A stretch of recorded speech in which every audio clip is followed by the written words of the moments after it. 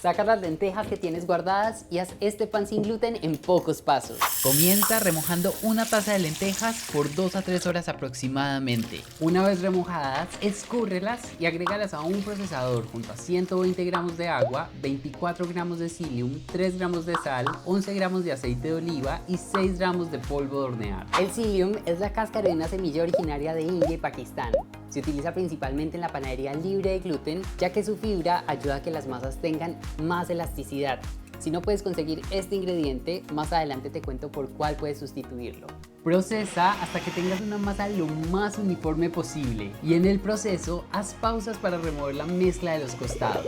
Cuando esté lista, llévala a un tapete de silicona o papel de hornear y con tus manos dale forma de cilindro. Esta masa es fácil de manejar y no se pega tanto a las manos. Una vez tenga un grosor similar, te aconsejo cortarlo en 8 partes. Con tus manos da forma de bolita a cada pedazo de masa. Llévalas a una bandeja con papel de hornear y opcionalmente pincela con agua la superficie para agregar ajonjolí u otra semilla. Hornea por 20 minutos a 170 grados o hasta que la superficie se vea un poco dorada. Para la masa con lenteja pardina, agrégalas al procesador después del remojo, junto a los mismos ingredientes que incluí en la primera, y repite los mismos pasos. La masa es un poco más húmeda, pero sigue siendo fácil de trabajar. Hornea por 25 minutos a 170 grados. Para sustituir el psyllium, utiliza 39 gramos de linaza molida y los demás ingredientes que agregué en la primera. Procesa y sigue los mismos pasos. La masa es más húmeda, por lo que es mejor llevarla a un molde previamente engrasado. Hornea a 170 grados por media hora aproximadamente.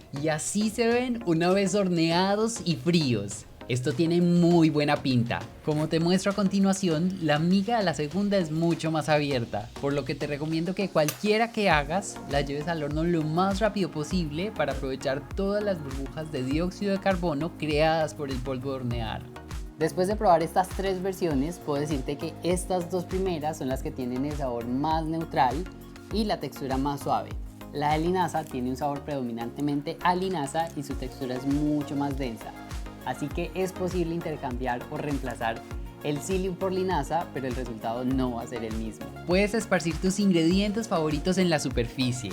Mi consejo es que en lugar de hacer sándwiches, solo utilices una rodaja para que sea mucho más fácil de morder. No olvides suscribirte y darle me gusta. Nos vemos muy pronto.